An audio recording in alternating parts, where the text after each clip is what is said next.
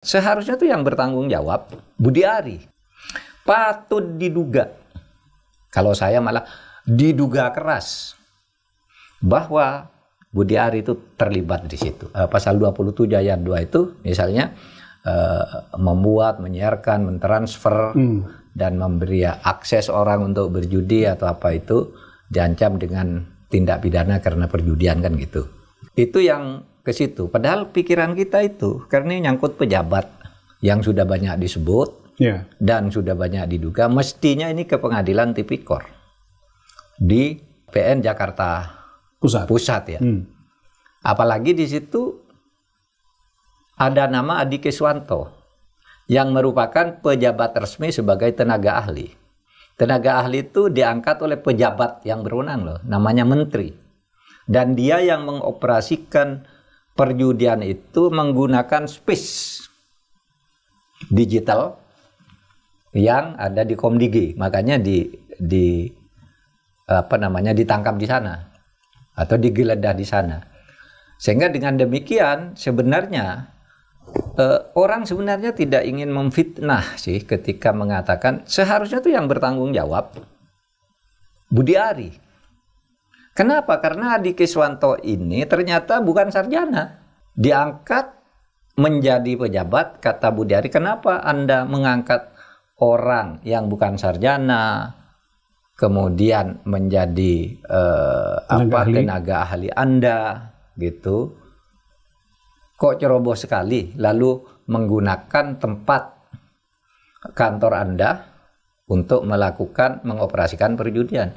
Jawabannya kan enteng aja tuh si Budi Ari. Oh, dia ngaku ahli IT, jadi saya pakai. Masa begitu cara ngangkat pejabat? Kan ada prosedurnya. Dia menteri padahal ya? Padahal dia menteri. Berarti dia harus bertanggung jawab. Dia ngangkat orang yang hanya karena mengaku ditempatkan di sesuatu lalu melakukan kejahatan. Patut diduga, kalau saya malah diduga keras bahwa Budi Ari itu terlibat di situ. Diduga keras ya? Diduga keras, atau sekurang-kurangnya dia memfasilitasi orang melakukan itu, sehingga berarti bersama dia melakukan itu, ya kan? Kalau selama ini dia mengatakan bahwa itu fitnah, berarti bukan fitnah saya. Bukan fitnah dong, bukan fitnah, karena kesimpulan orang bahwa dia melakukan itu tuh muncul dari pemberitaan ketika digebak, muncul di sidang DPR ketika Menkomdigi Bu Mutia ya? Iya, Mutia Hafid raker muncul di situ. Kemudian dari pengumuman Polri dalam hasil pemeriksaan, gitu kan, mengindikasikan bahwa ini otaknya semula ini kan ada di Budi Ari, sehingga orang tidak bisa dikatakan memfitnah ya. Berita meluas. Nah, kalau mau katakan memfitnah, kan saya dengar tuh, wah itu yang memfitnah akan dilaporkan ke polisi, memfitnah. Loh, laporkan aja semua yang bicara tentang Budi Ari itu. Ribuan orang. Sebegitu banyak ya yang harus dilaporkan. DPR, aparat penegak hukum kan bicara peran Budi Ari di situ. Terus kok dibilang memfitnah gitu ya. Jadi ini memang seharusnya harus digiring ke pengadilan tipikor.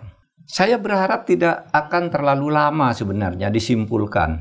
Ya, maaf ya, sebagai praduga ini sah saja. Semua orang punya hak. Sekarang sedang melakukan praduga. Bahkan polisi juga memulai langkahnya dengan praduga. Gitu.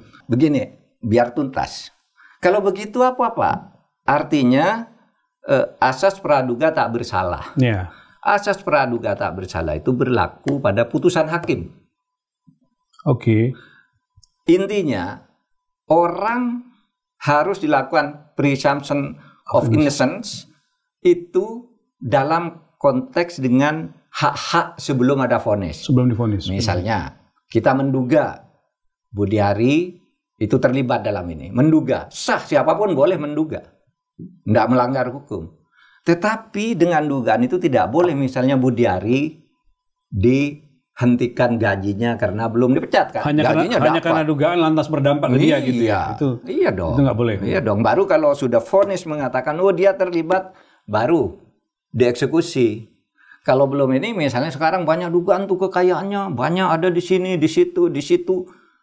Itu kalau berdasar asas praduga tak bersalah, ya dia belum boleh dianggap milik negara. Iya kan?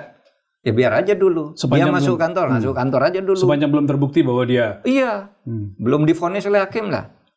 Dia dapat gaji sebagai menteri, dapat aja dulu. Karena ini asas praduga tak bersalah. Tapi kalau kita, masyarakat rame-rame menduga dan memberi masukan dan tekanan kepada aparat penegak hukum agar ini diungkap, itu sah. Dan itu yang berlaku di berbagai negara. Dan biasanya berhasil dengan opini.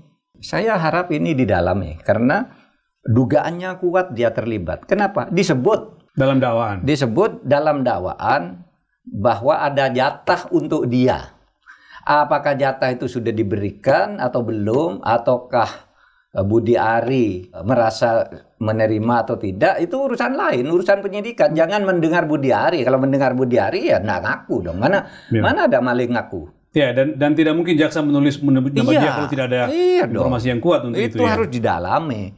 Sehingga di situ ada unsur sekurang-kurangnya menerima uang, mendapat uang dari hasil kejahatan yang menggunakan kantor dia. Itu korupsi. Di DPR kemarin kan ada raker Pak dengan Menteri Koperasi Komisi 6. Sebagian anggota dari PDIP itu meminta untuk mencabut pernyataan Pak Budi Ari dan mengatakan Budi Ari memfitnah partainya sehingga menjadi ke arah ke sana. Khawatirnya ini yang digarap tapi lalu kemudian kasusnya tidak digarap dengan serius lagi. Iya, makanya kita khawatir ya pemberantasan korupsi ini akan tidak terlalu produktif kalau kita terlalu banyak berpecah pada hal-hal yang remeh-temeh gitu. Oke, urusan misalnya PDIP minta agar itu dicabut, itu proporsional aja, itu urusan PDIP kan. Dan akan melaporkan ke polisi, Pak. Akan melaporkan urusan dia. Tetapi aparat penegak hukum seperti polisian, kejaksaan tetap ini harus fokus. Ini korupsi. Saya berani mengatakan ini dugaannya kuat korupsi. Sudah dibahas di mana-mana kok. Dengan melibatkan Menteri Kominfo waktu itu ya maksudnya. Iya, Menkominfonya Bu Mutia sudah pokoknya sikat dan sebagainya. Itu kan korupsi kalau terjadi di kantor pemerintah, mengumpulkan uang secara ilegal lalu diduga pejabatnya dapat. Nah, oleh sebab itu ini dialihkan aja sekarang, yang ini jalanlah umumnya atau dipercepat, kemudian di situ dibuka ruang agar ini segera. Korupsinya lebih besar dari soal judi umum gitu. Korupsinya lebih berbahaya bagi negara gitu. Saya kira perlu ada contoh ya. Aparat penegak hukum udah banyak contohnya, Hakim Agung, Mahkamah Konstitusi sudah dijebloskan ke penjara hukuman berat. Nah sekarang coba yang menteri-menteri yang begini nih, menteri selama ini kan hukumannya 4 tahun, 9 tahun ya kan. Nah yang begini sekali-kali nih dikasih hukuman. Sekali-sekali ya, dikasih hukuman supaya takut. Efek jerahnya tuh ini. Biar orang takut, hartanya yang banyak dikumpulkan. Kalau seperti kata Deddy Sitorus, Anda punya harta ratusan miliar dari mana?